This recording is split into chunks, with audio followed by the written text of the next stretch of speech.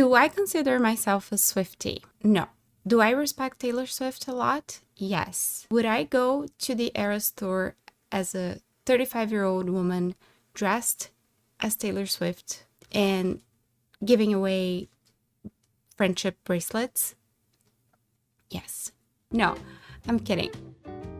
No shame if that's you, but I feel like it's not my jam right now. Maybe if I was 22, but that's not my kind of concert at the moment. No shame though, if it's you. Still, Taylor's music and performances resonate with so many people that she not only became a billionaire, she keeps breaking record after record. And I respect that. I do. I respect anyone capable of making a living from their creation, let alone becoming rich because of their creations. I'm jealous of that, to be honest.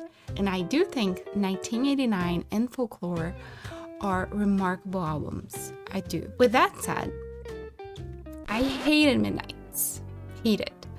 I saw the art for the album before it was released, and I was super excited because it was like it was giving 70s vibe, Mad Men vibe.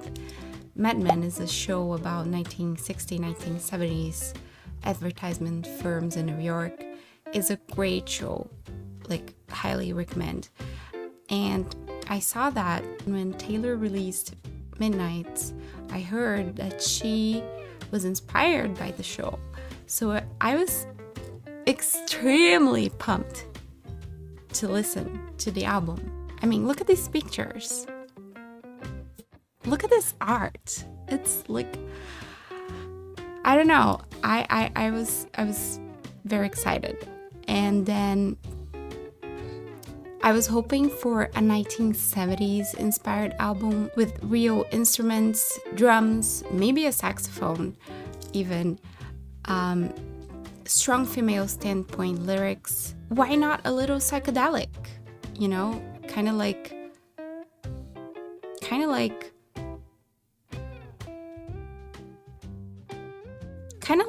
Jefferson Airplane meets Diana Ross, or maybe disco, but darker. Anyway, that's what I was expecting, and I was really disappointed. It was overly produced, and lyric-wise, Midnights really sounded like Taylor is trying to convince herself that she's edgy and not a traditional woman, and that she's cool and modern and has good karma or whatever. Something in that album felt off and forced to me. It lacks honesty and vulnerability, in my opinion. Now, I cannot say the same about the Torture Poets department. If it's good or bad, if it's poetry or not, if production was great or not, if dissing her exes is all that she can do at this point or not, if the album sounds an awful lot like Lana Del Rey. You know, these are all fair questions that I've seen people online raise, all debatable, but you cannot say that this album isn't coming from a lot of hurt. Much of it self-inflicted, like Taylor said herself. There's something about this album. It feels authentic. And there's something about authenticity. It moves people. We can debate all day long if TTPD is good art or bad art, and we would get nowhere, really, because it's subjective. But why not talk about relationships and feelings and why women should stop lying to themselves? A lot of the discussion surrounding gender role is women trying to prove to themselves that they can do anything, that they are no different than men. They can fly planes, they can become CEOs or billionaires, they can be equally ambitious, they can also have multiple sexual partners, etc. And of course that's true. What's also true is we are biologically different than men. Saying this can get a person fired or canceled these days, but women menstruate, men don't. Women have babies, men don't. Women have a childbearing window and limited time to reproduce, men don't. What you're going to do with that information is entirely up to you. But I just can't live in a world where we don't acknowledge that and keep lying to ourselves, staying in relationships that are going nowhere, or wasting time by simply not seriously considering if marriage and having children is something we would want. In Midnights, Taylor Swift sings that she doesn't even want to get married anyways. That she thinks people are dumb to think that women can be only one-night stands or a bride. No in-betweens. In the Bejeweled music video, she refuses the prince's proposal and takes the castle instead. All of this to tell us, in her very next album, that in fact, she is pissed off that she gave Joe Alwyn all her youth for free. She dated this guy for 6 years, I believe, from when she was 28 to 34. That's a lot of time to end up in nothing, right? And she sings about talking rings and cradles. I wish I could unrecall how we almost had it all. This woman wants to be a wife and a mother. She was just pretending she didn't. And it seems like she just lost 6 years of her life with someone who didn't want those things. Not with her anyways. Is this his fault? Not entirely. I don't think. She apparently chose to be with him, and she chose to keep lying to herself that those were things that she didn't want, that society imposes on women. But she was so modern and different. Those things didn't matter to her. So yeah, she chose to be with him, and no shame in that. We all do that at some point, don't we? Hang on to something or someone that is clearly not meant for us because we get so attached to the idea of something that we just lie a little bit to ourselves every day. So clearly, the Torture Poets department is about love, heartbreak, sorrow, anger. It's authentic. And I had an entirely different experience with this album comparing to Midnights. If you're a woman right now in a relationship that is doomed and going nowhere, let me kindly remind you, your time is different than his time. You have a deadline, he doesn't. Keep that in mind. If you're a guy making a woman wait for you, please don't. Leave her immediately, even if you know that that is gonna break her heart. It's the right thing to do. Her time is more important. God damn it. Her time is more important than you not wanting to be the asshole who dumped her. Trust me, you can live with somebody thinking you're an asshole. We're all assholes in somebody else's storyline. She, on the other hand, will never get the time she spent with you back, treating your dog like the child she'll never have.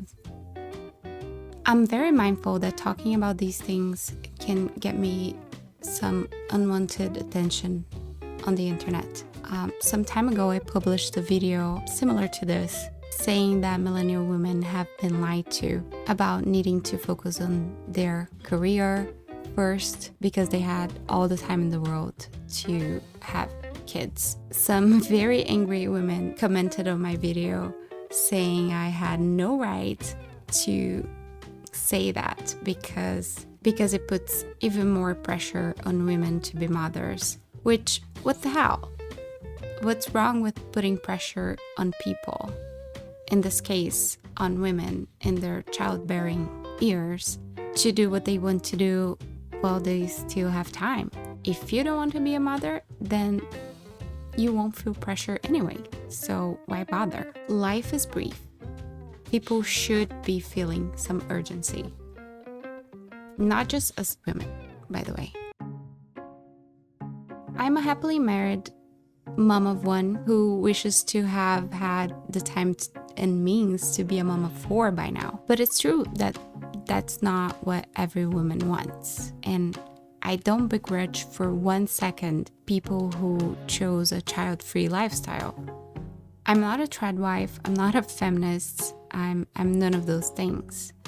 The only ideology that I subscribe to is libertarianism, which is essentially believing that each individual gets to choose, gets to decide what they want to do with their lives, and that governments should stay out of our businesses. And so if I choose to address those who want a similar life than the one I have now, married with kids, that doesn't take away from others who don't wish the same things.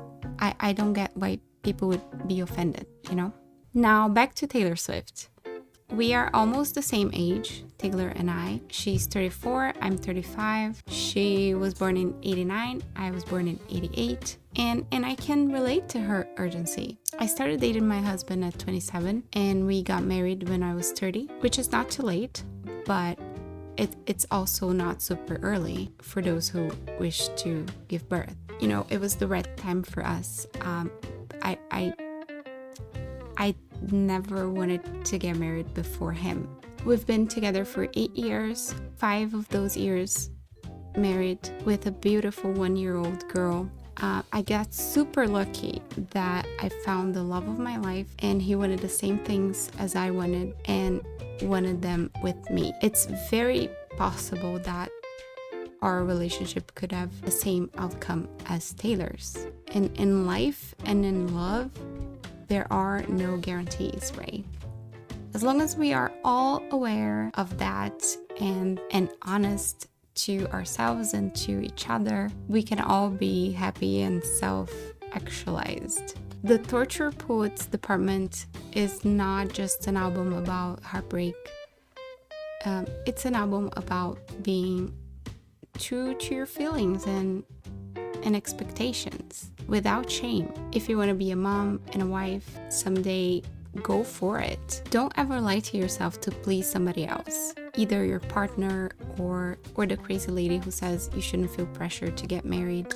There's absolutely nothing wrong or unnatural about motherhood and marriage. Anything that's been hanging around for thousands of years is not unnatural at all. That's the takeaway. Be true to what you want. And also, don't just settle for anything just because you want those things. Like, make sure you choose somebody that you love and that loves you and that you can see a life with. Thanks for watching. Like the video if you liked it. Comment below what you think about the album, about Taylor, about marriage, about kids, or, you know, how you like your eggs or whatever. And subscribe if you want to feel pressure to get married and have kids. See you on the next one.